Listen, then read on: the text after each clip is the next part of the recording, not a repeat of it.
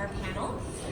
So what I'm going to do is they're going to give you a better description of themselves than I could ever do justice. So I'm going to let each one of them give a little bit of background on who they are, and then we'll begin our panel.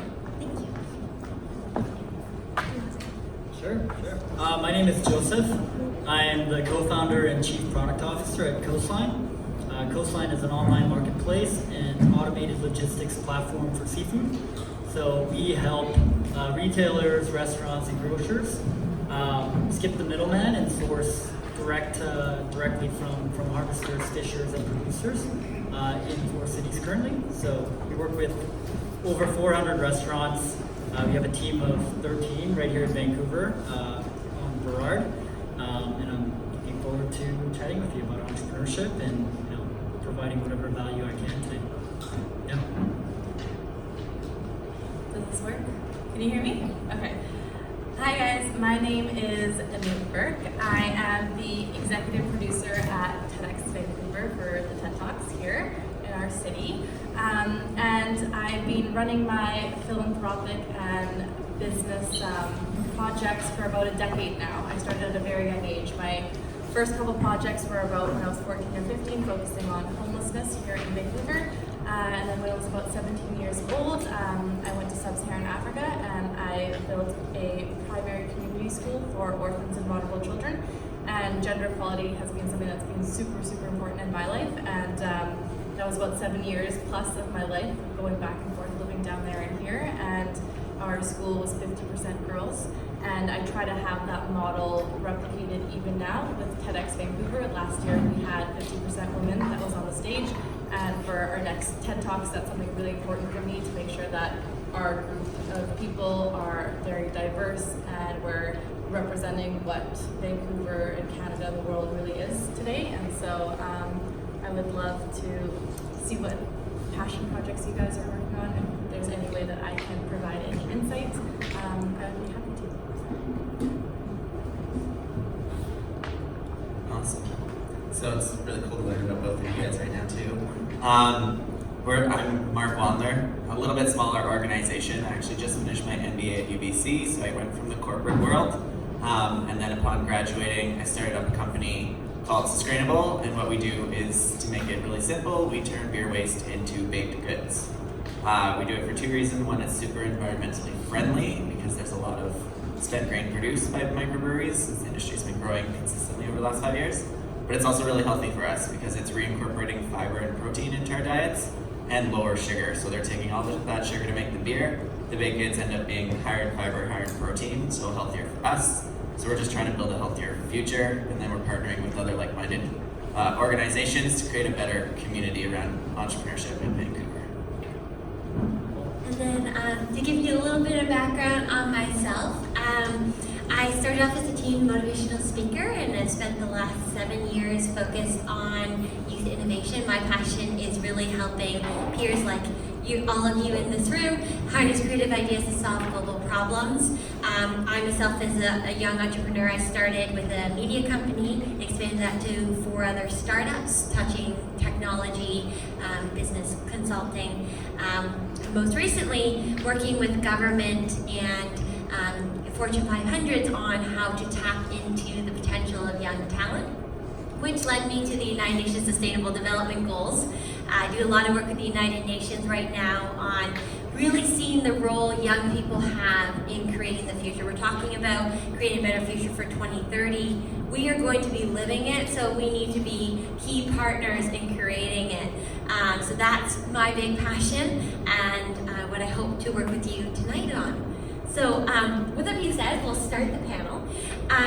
To start off, one thing I notice and I hear a lot from peers is kind of, it's not hard to come up with ideas on how to solve problems that we're passionate about and things, but how do you go about taking the idea and turning it into reality? How did you go about, each of you kind of explained that you've had your own ventures and successful ones at that. What were your steps in pursuing that? Sure, I can start.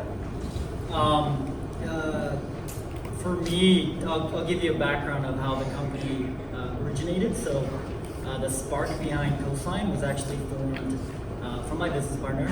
So he comes from a long line of seafood traders and fishers in northern New Brunswick, in a port town called Point there. And him and I actually started a business together when we were 17 in high school. So we had always thrown ideas off the wall and at each other to think of how we can ideate and how we could create new opportunities. So we were talking about one of his experiences talking to fishers in New Brunswick, where the fisher said, if I could sell all of my fish right here off the dock to consumers, I totally would, because I'm making 10 times, 20 times, 30 times more than I do selling to the broker on the dock. And that's when we started, naturally curious, and we were naturally curious, and we started asking, why is this the case? And is there an opportunity to innovate here? So what we did is we just took the leap of faith and just started talking to people. So we weren't fixated on having the perfect idea or having our execution fully mapped out into the future. We were focused on let's get the ball rolling, let's start talking to people, and let's validate if this is a real opportunity and it's a real problem that exists in the industry. So I was in high school then. I was studying business and computer science at UBC, and we just got a flight to Boston, skipped school for a week, flew to Boston, talked to fishers, harvesters, seafood companies, just try to gather and brainstorm as much information and intel as possible. And that's what got us to the root cause, a very, very inefficient supply chain between source and sale, where seafood would trade hands 5-6 times, get marked up 20 times, and end up in the restaurant as a lower quality, higher priced, untraceable seafood. So from then on, it just kind of, we started ideated, being nimble, building an MVP, and kind of evolved from there. So the main takeaway for me was not being so fixated on having the perfect idea, having the perfect team, having your plan fully set in place, and just going out there and taking a leap of faith.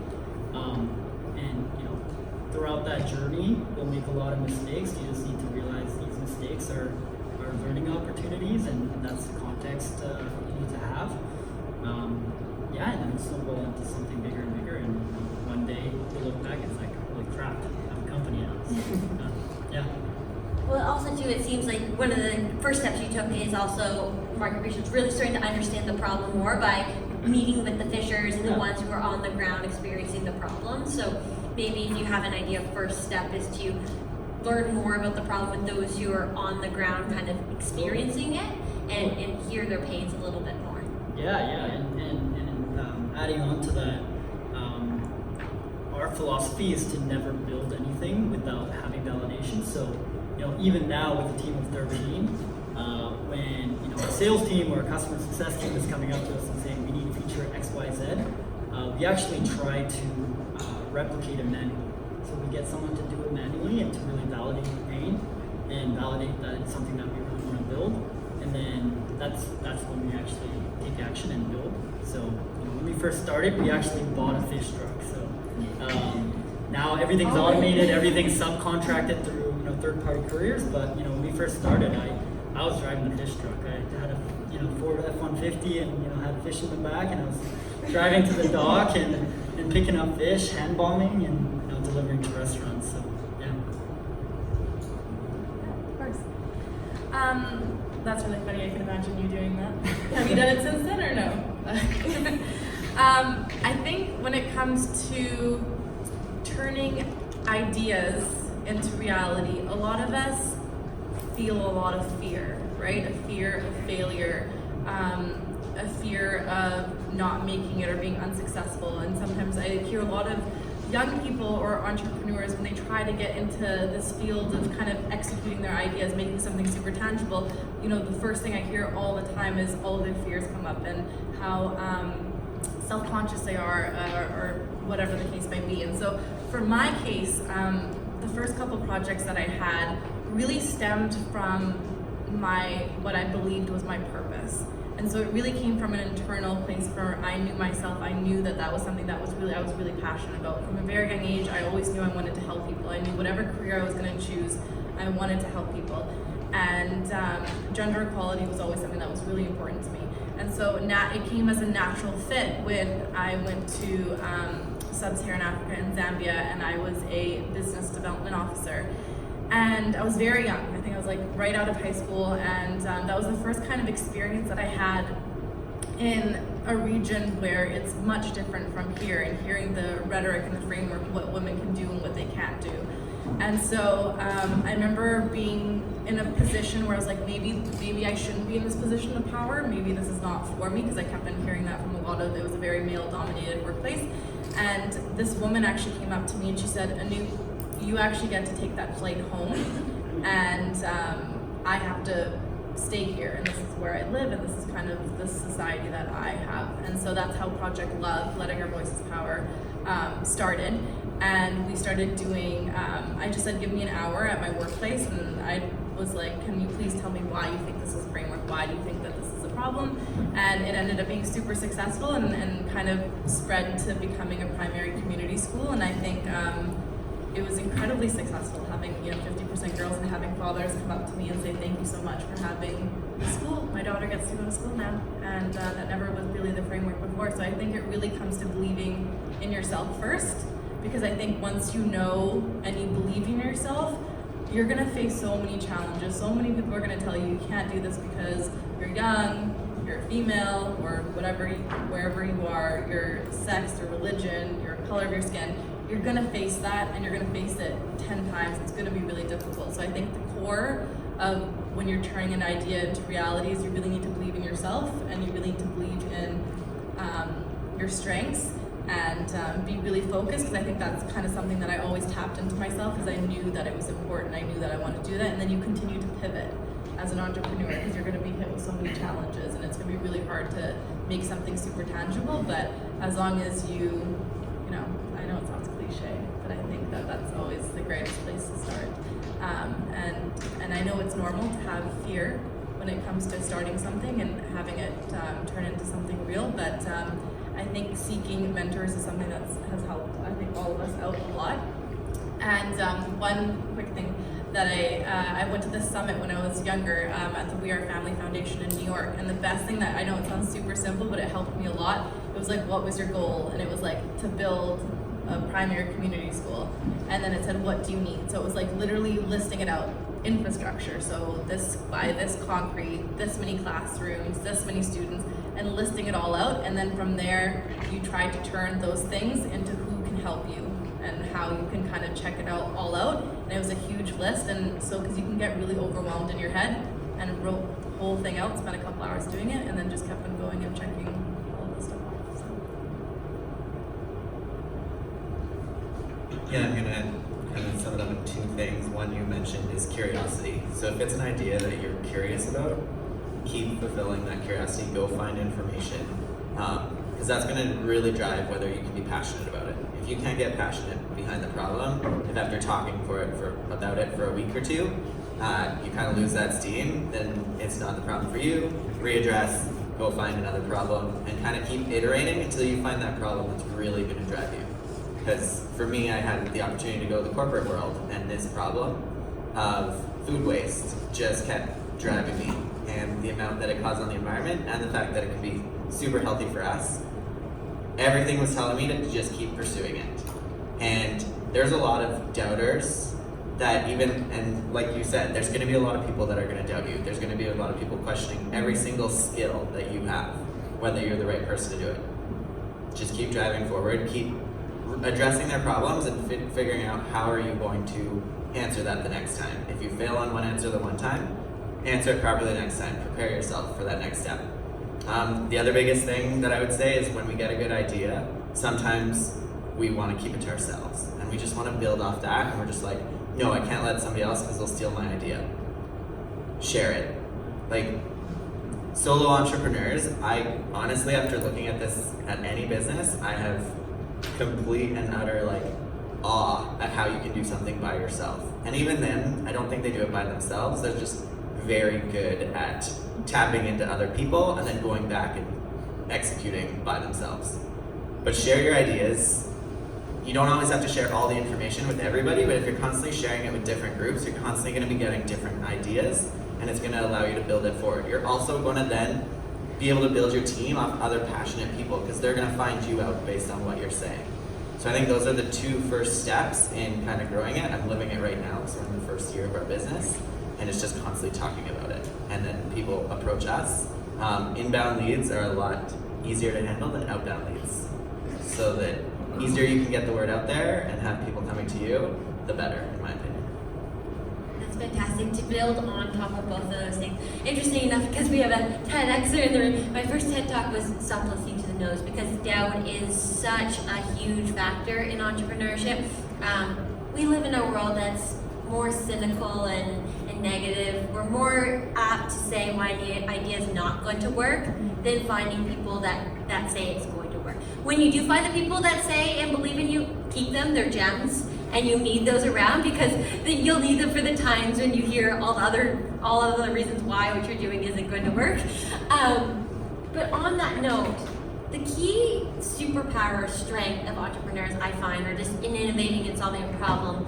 You don't need to put a label on it if you don't resonate with that.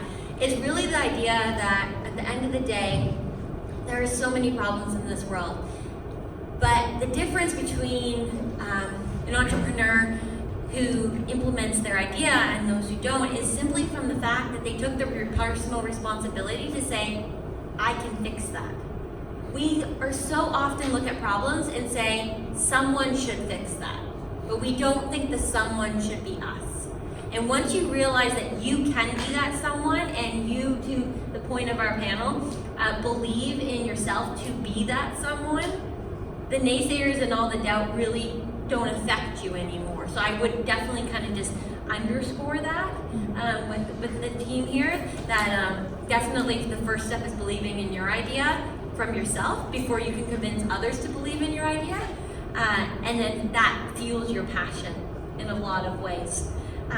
So with that being said, once you have decided on your idea and you're gung-ho on achieving that idea, and you're all in kind of leadership roles within your team and such, we make mistakes as entrepreneurs. Everyone talks about it, kind of repeat and reiterate and keep moving forward. One of my favorite advices I've gotten from a mentor was mistake is just another word for experience. So with that being said, could you share one mistake or experience that you've gained so far that the others could learn from?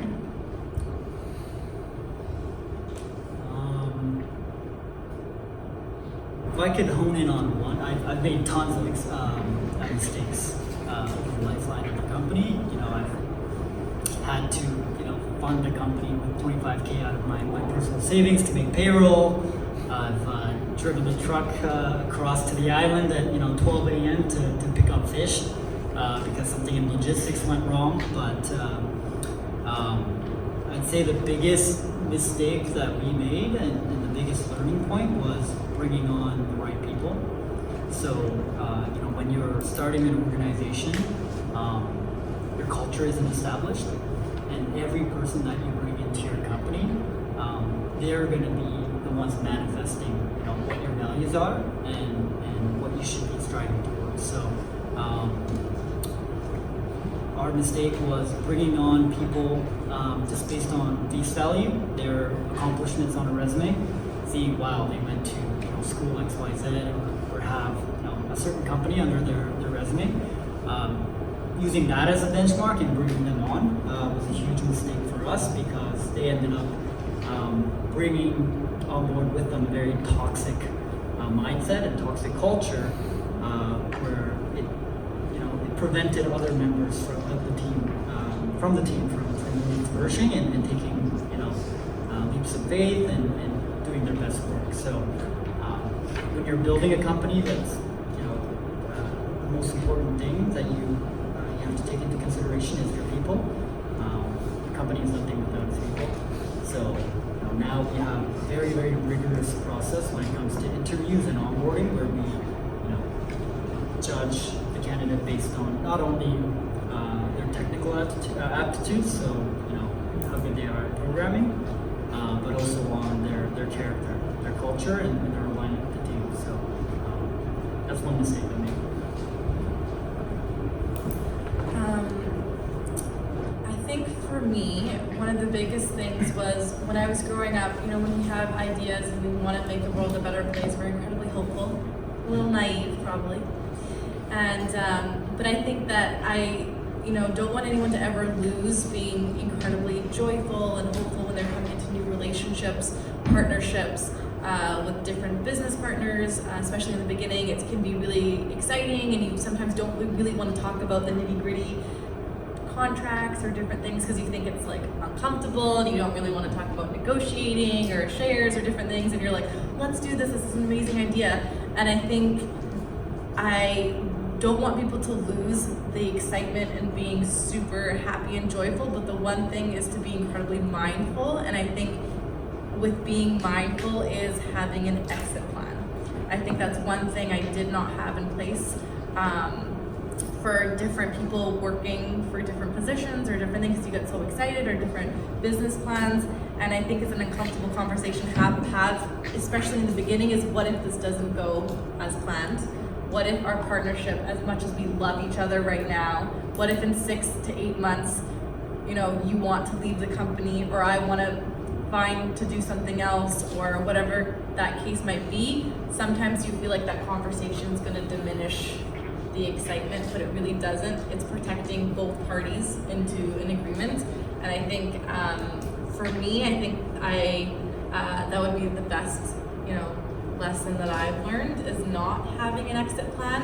And then when anything burns and crashes as you unexpected, or things become toxic with different members of business, which, inevitable, we're humans, it's gonna happen. There's gonna be conflict or bitterness, or, as much as we wanna live in a utopian land, there is sometimes conflict in different situations. And so I would just probably say to be mindful of an exit plan, and if things don't work out between partnership, how you can step away from that and have yourself protected in any cases, whether that be business or partnerships with friends, of just having something so, at the end of the day, you can walk away from that situation and not be really burnt. Because I think a lot of my friends that are entrepreneurs as well have like horror stories of something that must have happened within relationships or businesses, and then they fear going back into it and getting back into entrepreneurship because they had a bad story. But I think if you protect yourself, then you're in a great position.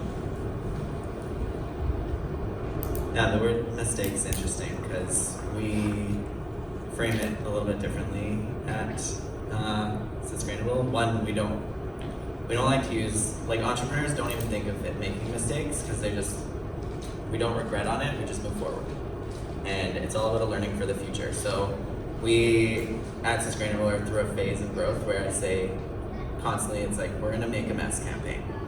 So basically we're just out there and following as many paths as possible, getting the name out there, and saying yes to almost everything, but within parameters. So we said geographic scope, we're only addressing Vancouver and Greater Vancouver area. We made headlines in the last month, and we've had opportunities in Toronto, Victoria. Other than that, if it goes outside of that geographic scope, we've said no. If it's been within it, we've said yes and figured it out. We have a team of 6. We're at the P&E over 12 hours a day for 6 days in a row right now. Me speaking at this event was a big thing that we said yes to, and we're like, wait, we're gonna figure it out. We're gonna free him up because I was supposed to be at the P&E. But that's one of the biggest things, is we have don't make a mistake twice. Don't make the same mistake twice, but make mistakes because you learn from them. And then the second guideline is make them as small as possible. If you're gonna make a mistake, how can you mitigate the risk? So for a concrete example is, we just were at Crankworks 2 weeks ago, and we hadn't posted it on social media yet, and I was like, hey, we just need to post it on social media. And he's like, oh, we need to reach out for them if we can use their logo. And I'm like, you know what, just use it. They reached out the next day, they're like, oh, you can't use our logo. We're like, no problem, took it down.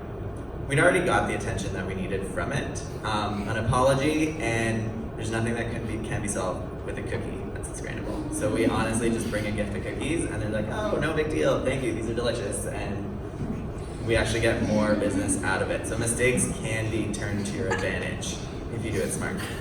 When all else fails, resort to cookies. Healthy cookies is the key point. I definitely, every single point that they mentioned were some of my mistakes. Team hiring, your people are key. Now, and I just want to preface, this doesn't have to be for building a business in a company. This could be for a project you're doing.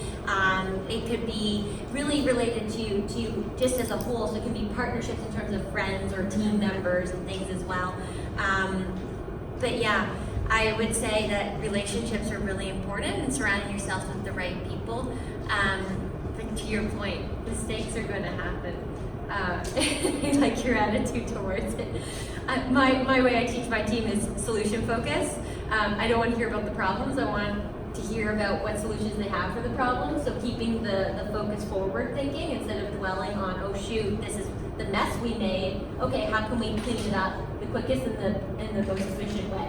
So that's a good way of putting it. So when we're looking at, if we wanted to create an impact project, measuring impact obviously is really important. How have you gone about measuring your own impact, and how has that influenced your work as you went to scale your projects or ventures? Sure, that way is fine. Sure, I'll address it in two ways. First, on a personal level, is I never want to leave a relationship sour.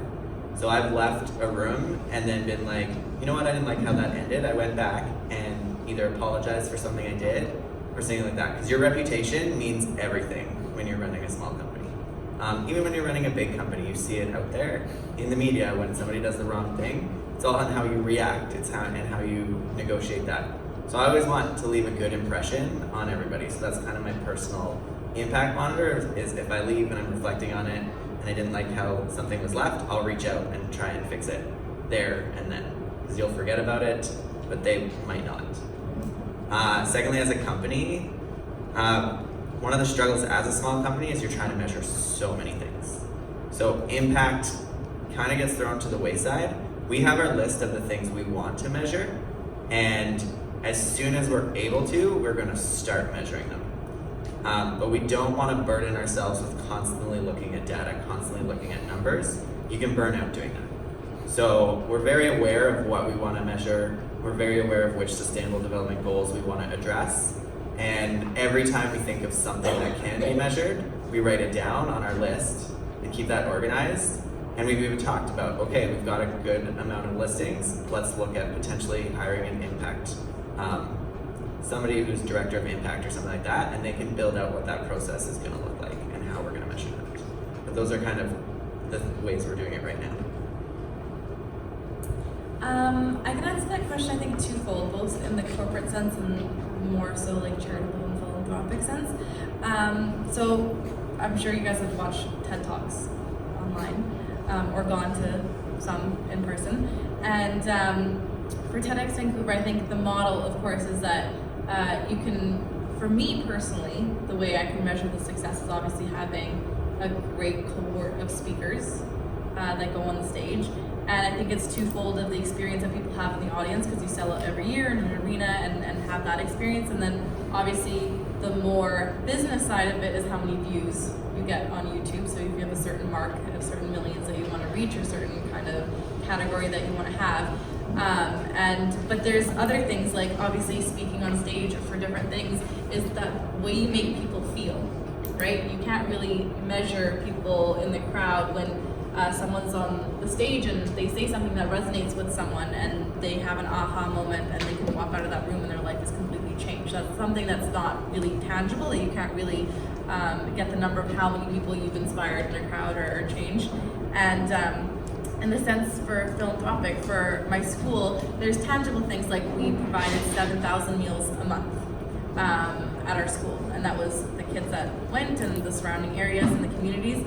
And I feel like the example that I gave earlier of like a father coming to the school and saying how moved he was that his daughter had access to education and basic things like healthcare and so on, that's something that you can't really measure. So I think it's twofold, and I think that when you go into different ventures, whether that be in corporate or projects with your friends or something that's charitable, I always try to have both.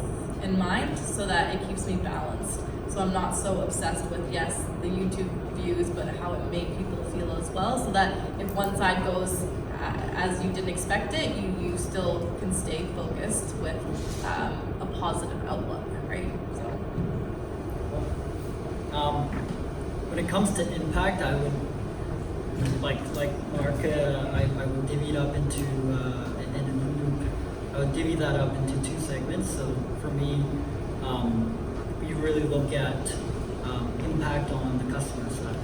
So when it comes to our mission of democratizing access to commercial seafood worldwide, we look at our harvesters, our fishers, producers, farmers, and we ask ourselves, are we creating new avenues for them to grow revenue, to build their story and build their brand, and to really have financial success outside of their current situation. So that's one way we measure success on the customer side, and on the restaurant side, are we helping local restaurants thrive by increasing access to quality seafood, traceable seafood that they can relay back to their customers and educate them on what's the sustainability like, where was it caught, how was it caught, who caught it, and then on the other side, I think it really boils down again to the people. So something that I've learned going from a team of 2 when we first started to a team of 13 is you need to focus on your people, and you need to spend a significant portion of your time keeping your team aligned, motivated, and building those opportunities for your team members to learn, to grow, and to be a leader in their own right. And for us, how we do that is we like to come up with objectives. Department by department, we'll have an objective that aligns with our core mission, our core value. But in terms of the tactical activities and how we get there, we leave that open-ended and leave that autonomy for the employee. So we tell them, hey, we have full trust in you. We brought you on board for a reason. We want you to run with it, to ask questions, to take this as a learning opportunity and grow. And I think it's really rewarding when you see your employees feel motivated, feel happy about their work, and feel energized coming into the office every day. So I think that's the primary way I assess impact from both the community and customer side, and also our employee and people side. From all of those responses, what I would just kind of point out is I think it all stems from having a clear sense of mission and vision for what you want to achieve. So you're inspired to solve a problem. What is the outcome that you want to achieve from that solution? So a common thing that I see is getting focused on the what, on what the solution is and what the solution needs to look like, as opposed to, as we mentioned here, how it makes people feel, how the market leaves in the industry in terms of transformation, on the environment, on people's income, whatever the problem's related to. But if you have define your mission, the impact metrics kind of, I guess, fall into place based on that mission. What would be one skill that has maybe that you didn't necessarily have going into your journey, but would be really desirable for someone who wants to start out in implementing a project idea? What would be one thing that they might not consider that you think would be valuable for them to develop or utilize in their projects? I think the single biggest trait you find, or most common trait you find in all entrepreneurs, and something that often gets overlooked, is the power of persistence and perseverance. I honestly believe the reason why many potentially successful businesses fall apart is the fact that people give up too early. So, looking back on my past and the trajectory that we've had, there were many instances where we didn't hit our metrics, we didn't hit our goals, and if we stuck with that and stayed true and gave up on the opportunity, we wouldn't be where we are today. And something that you hear a lot from advisors and entrepreneurs that have done that and walk the walk, talk the talk is a lot of businesses. It's been a long day. It's been a long day. Yeah, the startup success is often defined by your ability to stick through the high times and the low times, and it's a battle for survival. So it's surviving long enough until you hit your lucky break and things start to fall in place and go your way. And that may happen in 2 weeks, it may happen in 4 years, 10 years, but it's really important that you stick with your initial vision and your vision. If you look at Airbnb, for example, if you look at them now, you're going to think of them as a rocket ship that took off from the very start. But if you really look into the story and delve deep, you realize that they were flatlining for the first 4 or 5 years of their existence, and their founders were actually ready to leave their company, but they stuck through, and one day they hit a lucky break, and that lucky break led to another lucky break, and it was really a snowball effect that happened, and now. So. I would just preface that with just saying though, I would say it's a lucky break. When you put in the work for that long and your persistence, it's more of it's not an if, it's a when. So I wouldn't say it was necessarily a lucky break, but I do agree that it's more of an outcome of persistence that you stay to it. It is true that everyone else gives up for a reason, and that's why you see the stars come through. Yeah, I definitely agree with you. I think that it's such a long journey, and you can get incredibly discouraged very quickly, especially in the beginning. When things don't go as planned, and you can take it up to heart, especially in the beginning when you're younger. And I think the biggest lesson is not letting that define you, like your personal self, and understanding that quote unquote in your eyes, because it's not a failure, it's a lesson in your journey. But if you viewed it as an unsuccessful event or partnership or whatever the case might be, not having that reflect on you as an individual and as a person, and thinking that you yourself are not worthy to continue on and do it on, because people get really discouraged. And I think one of the biggest things about being an entrepreneur, as you said, of having the highs and the lows, is being able to adapt. And I think that comes with experience, and I think that comes with time, is being able to pivot when things don't go as planned. So things are gonna hit the fan, everything's gonna be, you're gonna think it's gonna go great, and then it doesn't. And that muscle within you to be able to adapt quickly and be able to get back up, and not let it defeat you, and feel like just, be like, you know what? Okay, it didn't go as I planned, and just think like positive moving forward, think of the solutions. But I think that honestly, I think it just comes from experience, because I had so many people when I was younger tell me all of this stuff and tell me to stay positive and keep going, but I think you have to go through that process yourself and get back up and get back up and get back up until you get to a point where if something doesn't go, you go, oh well, let's go, let's do it again. It doesn't hit you as hard.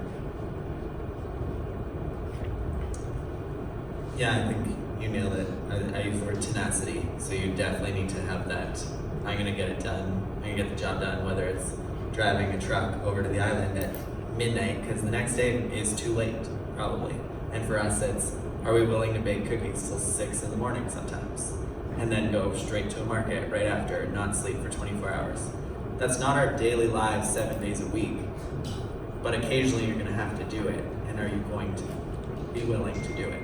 So that's one of the big things. The other thing, as you grow your team, you're gonna have to learn to trust.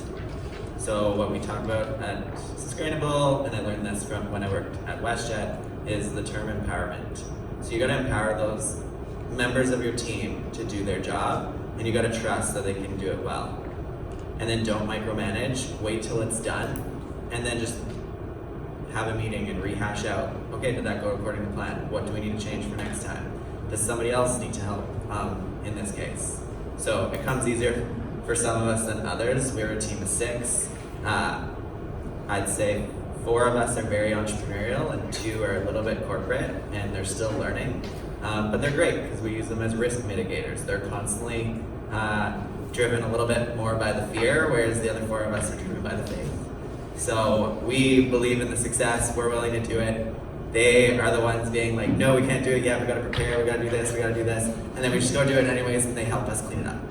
So that's usually how it works at our company. And the other thing we gotta watch out for is those 2 people are usually the most likely to burn out. So we keep an eye on them, and then I'm usually the first to be like, what's on your list?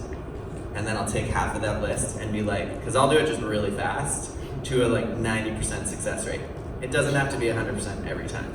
So I'll do it really quickly and get a bunch of stuff off their plate so they can address the bigger issues that they need to get done. Because those big issues can weigh on you and they'll prevent you from doing all the little things that actually need to get done. With that, he said, I wanted to take a chance to open up the floor for some questions. So if you have any questions, you just raise your hand. And for anyone in the panel? Yes? So, Joseph, you earlier said that persistence pays off, and it is a common theme amongst entrepreneurs to continue going the path of tough. Yep. How do you know when to stop? I don't think there's a solid framework to that. A lot of that is gut. A lot of that is based on your conviction that you're actually working on an idea worth solving and an idea that's actually validated. But there really is no answer. You're gonna have doubt. You know, I'm sure Marc and Anoop, established as they are, they still have doubt. They still have imposter syndrome. I do as well. It's gonna happen. But at the same time, it's just based on what is your level of conviction and how invested are you in the idea? Are you invested in making this work no matter what? Are you really passionate about it? If you are, then you're gonna jump through hoops and you're gonna run through brick walls to get that done, right? But at a certain point, you have to be realistic as well, right? If you're trying to build a venture, for 5 years and you don't have any traction, then maybe there's some truth in the pudding, right? So case by case, I would say. If I could just add to that a bit, because I agree and a little no. Because the way I would advise it is, okay, the idea that you have, it's going to evolve. So what I like to look at is more like your compass. Okay, so you're using a compass and you kind of know where north is pointing and you're pursuing that idea with conviction. That one materialization of the idea may not be the right way to get you where your destination goes. So as you start to get feedback, you're going to end up moving your compass, and you may not notice it as a conscious, like I'm going from here to here. It may be an evolution, but slowly you'll start to migrate to a different path to find that north that you're looking for. So I don't think it's as black and white as this idea works or it doesn't. I think you have an idea of where you need to head, and your purpose is going to stay there. The end result of how that purpose comes about may be different. So instead of maybe starting a venture with a fish truck, maybe instead you end up it's a technology solution. It has nothing to do with driving trucks, which is maybe similar to your journey. So it could be that just you're not to hold so much on the what as much as the why and the purpose behind it. You can navigate your course. That would be the only thing I would say on that one. Yes? Hi, I just have a question. I find like burnout is really common when you have so much passion and energy, and advice I often get from my more experienced coworkers is work smarter, not harder. And it's easier said than done, and I kind of struggle with how do I work smarter, not harder. What's kind of your opinion on that, right? If anything, to help avoid burnout.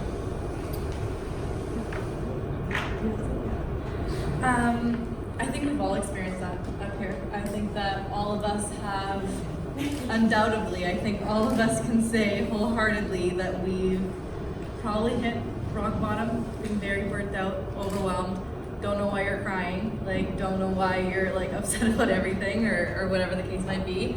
And I think for me personally, so this is just a personal response, that how I've been able to feel like I'm at least where I am in my life is the most balanced that I can possibly be, is that I really needed to mediate my personal life and my work life.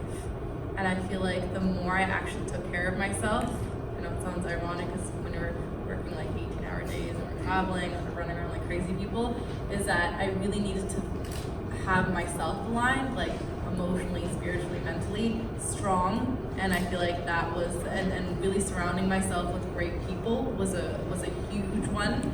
Positive people. Like, I'm sure when you've had that first person in your company that was incredibly toxic, it's draining, it's emotional draining, and you don't feel motivated. So I think the 3 things I would say would be, first, take care of yourself first. And second, I always think that, you know, you're only as good as your team. Surround yourself with really, really good people that are really positive, that are motivating you to be better. And the third one, when you're saying work smarter, I'm not sure what you do for work and what learning curve there is or different things, but I think in that section I would seek out mentors in your field, because I'm not sure what field you're in, but I'm sure that if there's something that's missing, you don't feel like it's getting to the point that you need to go, I would definitely seek out mentors, maybe your boss, whoever it might be, and be like, this is the problem that I'm having in my niche, whatever that be, whatever kind of field, and I'm sure someone's going to be able to give that solution because they've faced that within their journey. Any other questions? Yes. My question is for that you mentioned that one of your mistakes, or rather learning opportunities, were hiring the wrong people based on these. How have you mitigated this as you work? Yeah, so to give you context, our team was probably about 7 a month and a half, 2 months ago, and we actually doubled the size of the team over the last little while. And to help mitigate that, I actually made hiring a full-time job. So realizing intrinsically that this was a really important task, it's something that I brushed aside previously. I was always very fixated on, okay, let's ramp up sales, let's ship new features. That's really what I was fixated on. And I didn't really intrinsically understand that people will be the key to success. So now we have a very, very rigorous hiring schedule that we formulated through the work of advisors, other companies, and internally meeting about it. So yeah, I went on a full-time spree of 3 weeks, just 80% of my time just hiring, and we'll typically screen candidates at least twice over phone, bring them on site for an interview of 1 hour to 2 hours, have them meet members of the team, and thirdly, what we implemented that's quite unique is what we call a barbecue test. So, or the water cooler test. So we'll actually invite the candidate to meet us off site, either at a bar or at a coffee shop, whatever they choose, and we'll essentially just hang out with them for 1 hour to 1 hour and a half. So can we comfortably hang out with them at a barbecue, hold a conversation, and be able to work with them, you know, day in and day out? And if they tick all of those boxes, and actually we talk to their references after that as well. So we call 2 of their references to with very, very specific questions on, what they did, what was their relative value, ranking them on a score of 1 to 10 on their impact, their ability to work within a team dynamic. If all of those check out, then we bring them on board. So yeah, we just created a very, very rigorous framework and invested the amount of time that's necessary to bring on exceptional talent, and we're really happy about the caliber of people that have come on in the last couple months. Is that one more question? Yes, in the back. You guys talk a lot about persevering and sort of staying motivated. For those of us maybe struggling to stay motivated in our own ventures, is there anything specific that you guys have done to stay motivated that really found helped you find yourself your eventual purpose, and sort of staying on that track? You guys have alluded to mentors and stuff like that, but is there anything you would recommend as needing to do for sure to keep yourself sort of on track? Sure. So basically, we've grown our team. So when you're starting to realize that it's burnout and stuff like that, can you find some new energy from somewhere? We started out with 3 founders. We have 4. Our business was unique in that it started as an MBA project, and then I was the only one who took it forward with 2 people outside the MBA. And there was some FOMO by other members of the group. But there was some members in that group during university that really put in the work during the project. And so when they came back and asked if we were willing to let them back in, there's 2 names that I said, these 2 will add value. And right when we were kind of at our peak of both excitement, because I can tell you the internal aspects of an organization and the external can be very, very different. So the external was like all hype, everything's going well. The internal was like, oh my God, the days are getting longer. The sleep is like completely missing from our lives. And then he's like, I can't believe you didn't reach out for help. And I was like, well, why didn't you reach out to offer help? And so then there was a long courting process, but he slowly started taking work off the plate. He wasn't even doing a job. This was like a test to be like, are you willing to do what it takes to help us grow this further? Our stress went down. His happiness went up. Like he was actually feeling like a member of the team again. Everybody was trusting him. And after that, we added a member to our team. And it's happened twice, and we're currently in the process of doing another. So that's kind of how we grow our team. We're small, we don't have the capacity to dedicate one member towards it, but when we see somebody who's passionate, who reaches out, who loves what we're doing and is constantly like there and offering support and help, one of the best things too is if they actually like, hey, I can help with this. It looks like this is my skill and I would like to help you with it because I feel like it could be better. And I'm like, okay, show me, what does that look like? And they'll come back a week later and show me, and I'm like, yeah, that's great, let's implement it. And do you want to try and implement it? And then we'll work out something. And so that's what we're doing right now with a new member who might be coming on starts out as an intern and then gets into a position. On that note, that's actually a great tip though for those who are wanting to explore innovation but aren't really sure if they want to like do the project on their own or like take on a venture, kind of approaching other startups that are solving a similar problem or within the same space and getting to experience the startup culture, learn from their mistakes and hurdles, and then apply those principles into your own project later on is another way of starting off as well. Yeah, I was just gonna say, don't be afraid to come forward with your skills. Like, we're going through a generation gap of there's more and more information out there, and there's studies showing that people are getting smarter and smarter. So we are fully aware at our company that the next round of people have been exposed to more information than us. They're probably gonna be smarter than us, and we want to hire smarter. Steve Jobs said it, Jeff Bezos said it, hire people smarter than yourself. Stop worrying about them taking over your job. If they're doing it, it means you're gonna have a successful company. And for me, that's great. That's a great way to end, a good note to end it on. So thank you for the panel.